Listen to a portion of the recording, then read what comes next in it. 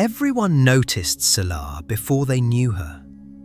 She had that kind of beauty that made coffee shop baristas suddenly remember posture, and entire friend groups go weirdly quiet for half a second. Not fake beautiful, not curated like an app beautiful, just arresting. The kind that made people assume her life had probably been easy, blessed, cinematic, and well lit. It hadn't. By 27, Selah had a smile that could light up a room and a history that could hollow one out. She had lived through things she never should have had to survive. Violations that left her body tense at random noises, certain colognes, locked doors, and men who stood too close while pretending they weren't. For years, she carried anger like a private religion. She wasn't merely hurt, she was furious. Furious at evil, furious at people, furious at the absurdity of a world where predators could keep breathing and victims had to learn how to sleep again. Mostly, she was furious at God. Not in a poetic, candlelit journal entry way either. In the very direct, if you're good, explain yourself kind of way.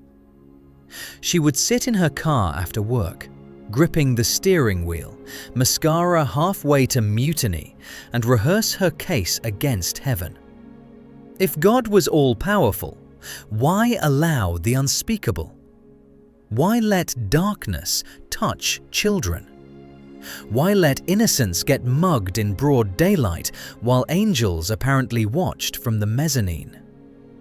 For a long time, she decided the safest thing was distance. Smile on the outside, ice on the inside. Function well enough to keep the world from asking too many questions. But mercy has a way of showing up uninvited. Selah didn't find Jesus through a polished sermon or a Christian influencer with a ring light and suspiciously perfect teeth.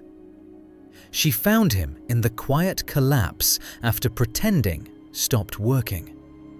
Through tears, panic, silence, and a kind of exhaustion too deep for language, the Holy Spirit began to reveal truth. Not cheap answers, but truth sturdy enough to hold pain without insulting it. First came this: God had not authored evil. Darkness was real. Evil influences were real. Minds could be taken captive by powers people did not even recognize. The ones who had harmed her were not excused, but they were not ultimate either. They had become instruments of something dark, something parasitic, something Christ himself had already publicly disarmed. That changed everything. Not instantly, not sentimentally, but deeply. Because once the Spirit unveiled that the real war was not against flesh and blood, Selah began to see even the worst people with terrifying clarity. Not as harmless, not as innocent, but as blind, captured, deformed by lies. Acting from a consciousness so hijacked it could call evil normal and selfishness freedom. And suddenly, compassion became possible where rage had once lived rent-free. She hated that at first. Compassion felt offensive, too soft, too unfair, until Jesus ruined her categories. He kept confronting her with himself, the Christ who said, "Father, forgive them. They do not know what they are doing." The Christ who loved the unlovable without becoming naive about evil.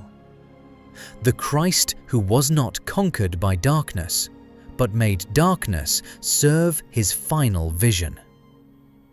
That verse in Colossians hit her like sunlight through prison bars.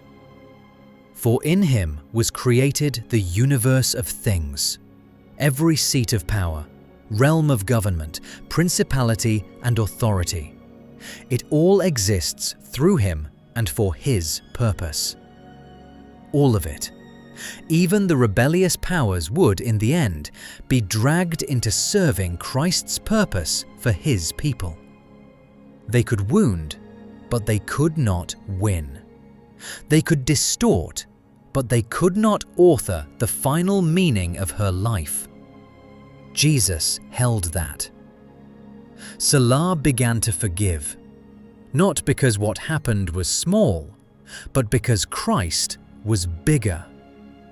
Not because her abusers deserved emotional absolution wrapped in a scented candle, but because she refused to keep drinking poison and calling it justice.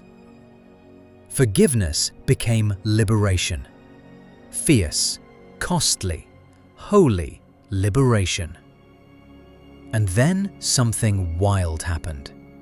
The very woman who once could barely say the word abuse without leaving her own body, started helping others come back into theirs. She volunteered, then mentored, then spoke. Quietly at first, then with a clarity that made rooms go still. Women from 3 continents found her online. Men too. She became the person who could sit in the smoke with the shattered and not flinch. She knew how to say, "What happened was evil." And in the same breath, "But evil does not get the last sentence over you." She taught them to breathe again, to pray again, to stop confusing numbness with healing, to see themselves not as ruined goods, but as God's poetry still being written. She showed them how Christ could restore innocence without erasing memory, how compassion could coexist with boundaries, how truth could untangle shame like patient fingers through a knotted necklace. People called her brave. She smiled, but privately she knew better. This was the Holy Spirit.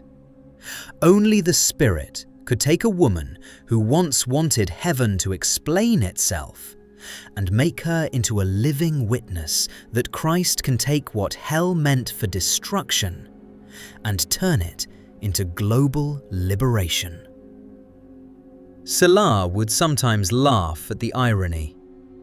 The enemy had tried to bury her under trauma, and Jesus turned her into a lighthouse. Not polished, not untouched, but radiant. And in her brightest moments, she understood this was not proof that evil was good. It was proof that Christ is sovereign, that even the darkest powers are, in the end, unwilling servants of His mercy. That love is strongest when it shows up where love is least deserved.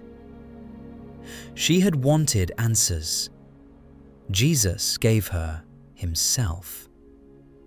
And somehow, that turned out to be more than enough.